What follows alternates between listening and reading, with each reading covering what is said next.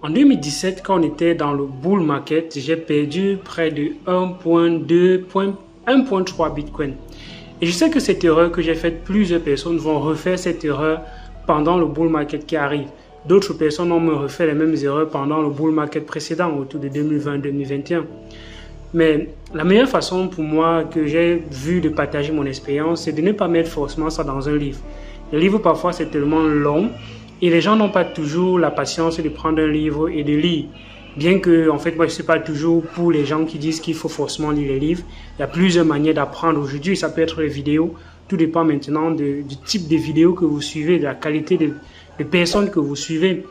Donc, moi, je pense que ma chaîne a été créée pour vous aider justement à comprendre, à grandir et à apprendre dans cet écosystème crypto-monnaie. Donc, en 2017, comme je disais tantôt, ce qui s'est passé, c'est quoi? J'ai fait ce qu'on appelle de l'arbitrage.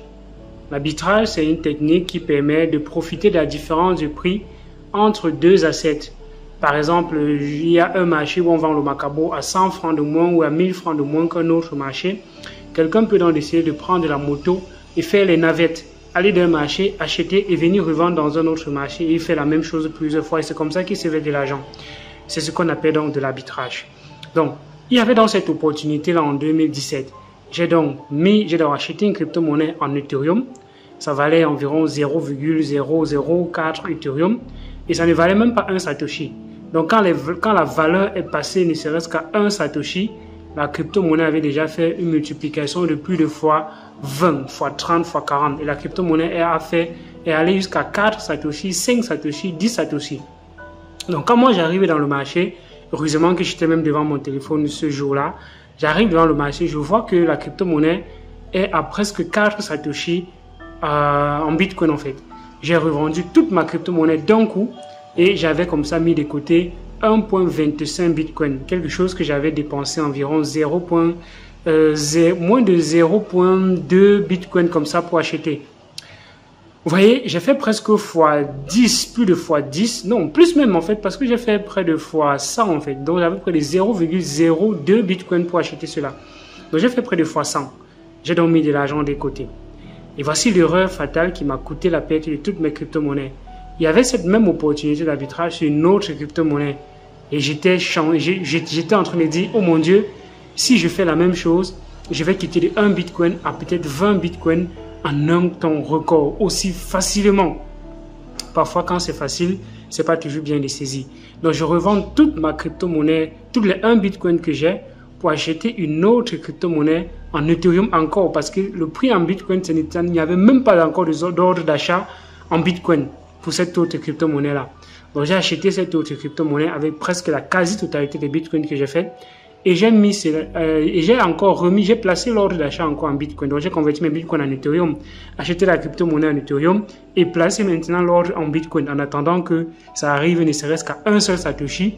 Et ça me fait comme ça fois 20 qui était de 1 bitcoin à 20 bitcoin. C'était quand même osé. C'était vraiment, le pari était osé.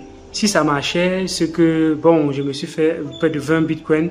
Et à cet instant-là, le Bitcoin était à plus de 19 000 dollars. Ça faisait comme ça beaucoup d'argent, quoi. C'était comme ça beaucoup d'argent. Donc, j'étais déjà en train de rêver, j'étais dans les nuages. Je me disais, waouh. Et je venais à peine d'entrer dans les crypto-monnaies. En 2016, j'entre à peine quelques temps. Justement, en 2017, c'est le bull run. Et je fais cette performance-là. Donc, ça allait peut-être me rendre fou. Bon, je ne sais pas ce qui aurait pu arriver. Mais ça ne s'est pas passé comme prévu. La crypto-monnaie que je voulais acheter a tout simplement n'a jamais atteint un Satoshi en Bitcoin. Et à un moment donné, cette crypto-monnaie a été délistée de l'exchange, qui est un exchange aujourd'hui qui n'existe pas. Pour ceux qui me suivent et qui étaient là depuis quand il y avait l'exchange Coin Exchange, ils vont se reconnaître. Plein de personnes ont laissé la crypto-monnaie dans cet exchange parce qu'ils ont fermé comme ça du jour au lendemain. Donc, c'est tout simplement pour vous dire que on ne fait pas ce genre d'erreur. Quand on a déjà fait des profits quelque part, on ne reprend pas tout pour aller remettre dans quelque chose pour refaire encore les mêmes, en fait, pour tenter la même expérience. C'est un peu comme quelqu'un qui va dans une chaîne de Ponzi. Il va d'abord tester avec 100 000 francs, par exemple. Quand ça passe, il quitte des 100 000, il est peut-être à 300 000. Il s'est fait 300 000. Pour confirmer que la chaîne marche, il va vouloir encore refaire la même chose. Il va vouloir faire à la troisième expérience, c'est là où il va, comme les portes vont se refermer sur lui, derrière lui. Donc, ça m'est arrivé. Et du coup, j'espère que tu as déjà appris quelque chose jusqu'à cet instant. Et qu'est-ce que tu dois retenir? Qu'est-ce que tu dois faire dans ce qui arrive dans le prochain bull run, bien évidemment? Une fois que ta crypto-monnaie aura pris de la valeur, stabilise une partie de ta crypto-monnaie contre les crypto-monnaies qui sont justement stables. Et le choix du stablecoin est assez fondamental parce que les stablecoins peuvent également se fondrer. On a vu l'exemple du UST de l'écosystème de Terra Luna. Il y a d'autres écosystèmes qui ont eu les stablecoins algorithmiques et qui sont morts. On a le HUSD de Huobi qui a également subi la même chose. Donc, faites très attention quand vous allez stabiliser votre portefeuille parce que c'est assez crucial. Ceux qui avaient le UST en pensant qu'ils avaient stabilisé leur portefeuille, malheureusement, ce n'était pas le cas.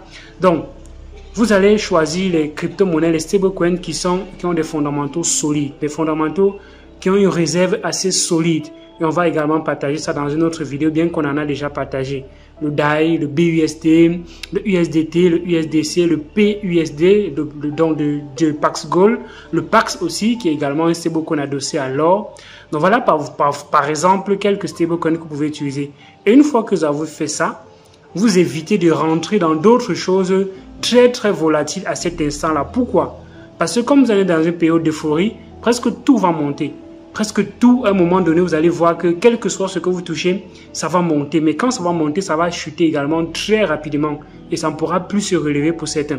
Donc si vous avez déjà investi dans quelque chose qui a pris beaucoup de valeur et que vous avez stabilisé, à cet instant-là, on évite d'aller dans des choses qui sont encore très risquées, des choses qui sont très peu connues. On essaye de stabiliser son portefeuille avec des crypto-monnaies qui ont un fondamental solide et qui peuvent justement permettre de résister un peu les tempêtes qui vont venir. Les arbres ne poussent pas jusqu'au ciel, comme on le dit toujours. Quand ça va monter, ça va forcément descendre. Même si le Bitcoin arrive à 100 000 $, ça peut encore descendre jusqu'à 20 000 $ avant de remonter, ainsi de suite, ainsi de suite. Donc, profitez de cette vague-là en stabilisant, en rachetant plus bas. Ça va vous permettre de construire une fortune, ça va vous permettre de stabiliser votre portefeuille et de ne pas pleurer à chaque fois, de ne pas voir votre portefeuille prendre de la valeur et rire aux éclats en marchant au quartier. Vous oubliez même la route de votre maison simplement parce que votre crypto-monnaie a pris beaucoup de valeur.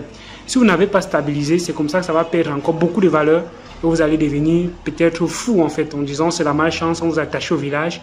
Ce n'est pas ça, c'est juste que vous n'avez pas la stratégie et la stratégie est super importante. Quand on fait des formations sur les stratégies, je ne sais pas pourquoi plein de personnes ne viennent pas se former. Venez vous former, venez apprendre, venez découvrir, essayez de construire de la connaissance. Cette connaissance-là vous sera utile. Like la vidéo, partage la vidéo, abonne-toi à la chaîne pour ne rater aucune des vidéos sur la chaîne Elvis Konjo. À d'autres vidéos sur la chaîne. Ciao. Porte-toi bien.